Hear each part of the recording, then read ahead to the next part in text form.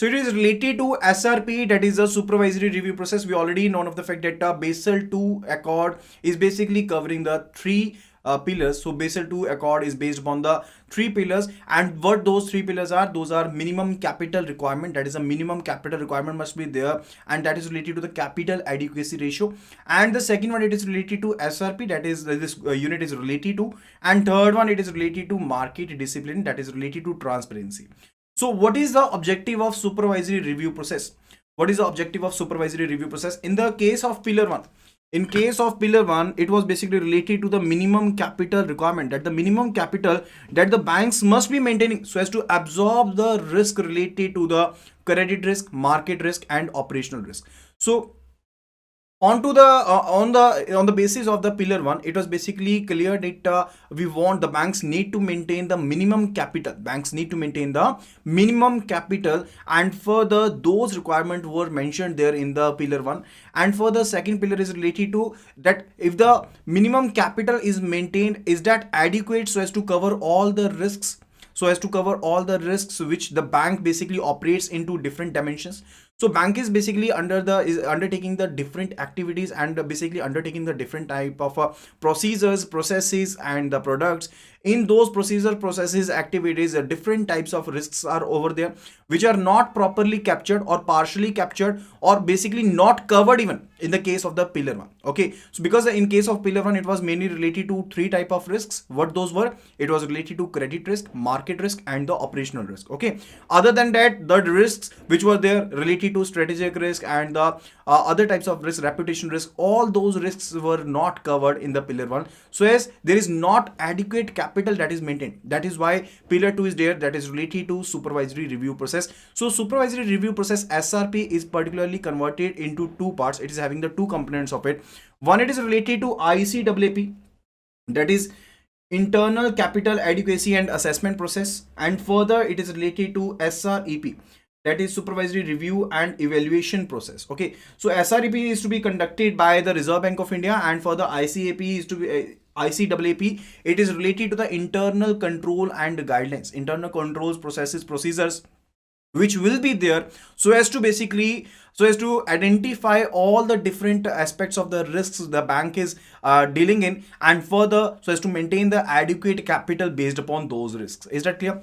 So objective of the SRP is to ensure that the banks have adequate capital. So that is the prime objective of the SRP, that it needs to ensure that bank is basically having the adequate capital so as to support all types of risk in the business. Okay, so as to encourage them to develop and use better risk management techniques. So the basic purpose of the Basel was related to that we want to manage the risk. So if there is any slowdown in the market, if there is any economic slowdown, in that particular case the bank may be basically related, it can become insolvent. So as to maintain the solvency of the bank, the banks do need to maintain the required capital so as to absorb all types of risks, and further this is the main prime objective of the SRP. Is that clear? Okay, after that it is related to the main aspect, and also already clear, it is related to ICAAP, that is the first component we are going to cover up over here.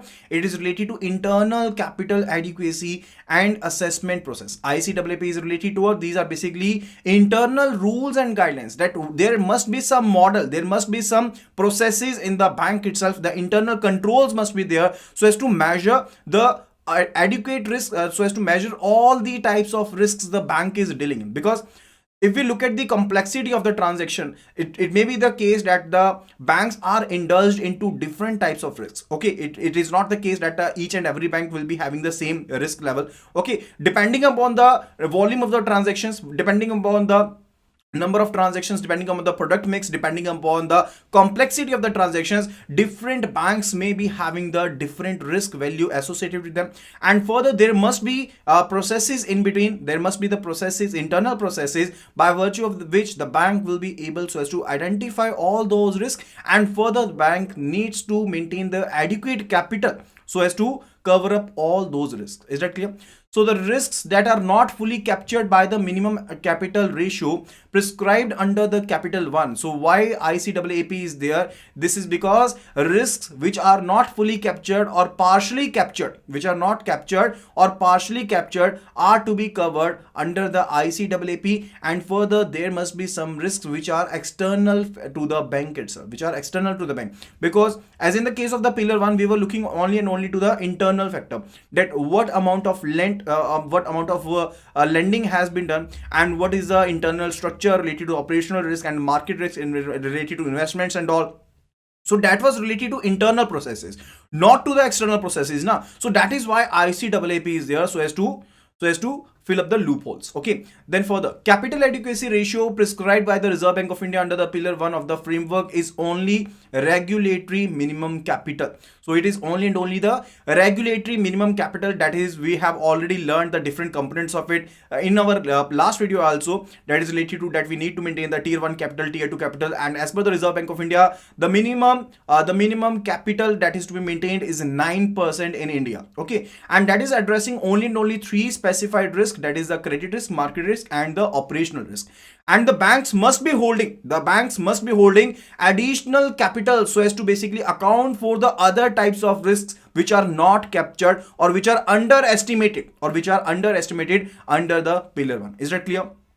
Further, some of the risks which are not captured over there, or not fully captured, or not captured at all, those are what type of risk? It is related to interest rate risk in the banking book, credit concentration risk, liquidity risk, settlement risk, reputational risk, strategic risk, and risk of underestimation of the credit risk under the standardization approach. So if your banks are following the standardization approach, as per that, the different risk weight assets were prescribed against the type of the advance. So for credit risk, for the credit card, it was prescribed to be 125%. For the loans guaranteed by the state government, it was 20%. For the ECGC lending guaranteed, it was 20%. So it was basically the different risk weight assets were prescribed. Okay, so it can be a weakness. It can be a case that these are underestimated percentages. In that particular case, there is also a risk related to that.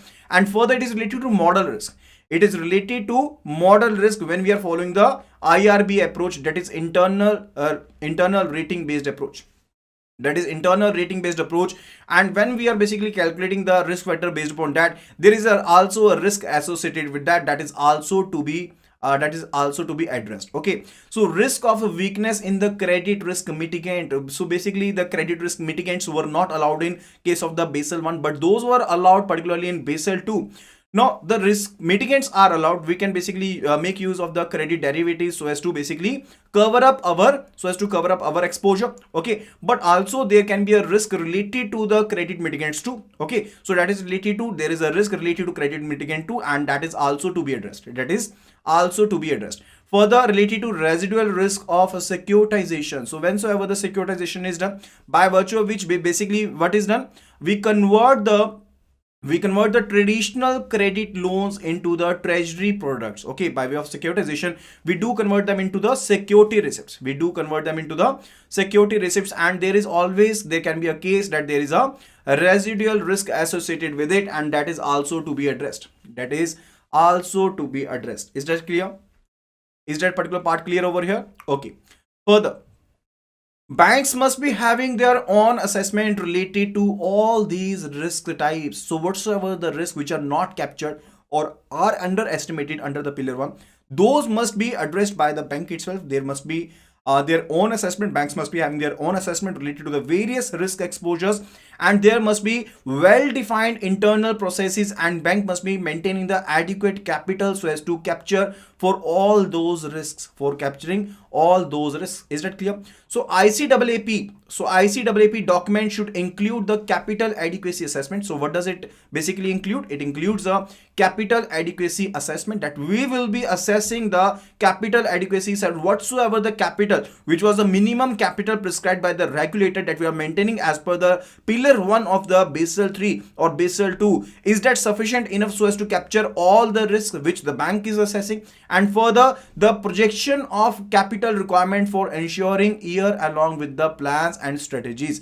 So whatsoever the plans and strategies the bank is having, because the banks are corporate institutes which are having the corporate objectives too. So banks are having the strategies, upcoming products and strategies. So whatsoever the capital we are maintaining, it must be adequate, that we must be complying with the future scenarios and future parts too. So that must also be taken into account. Okay, and that must be approved by the board itself.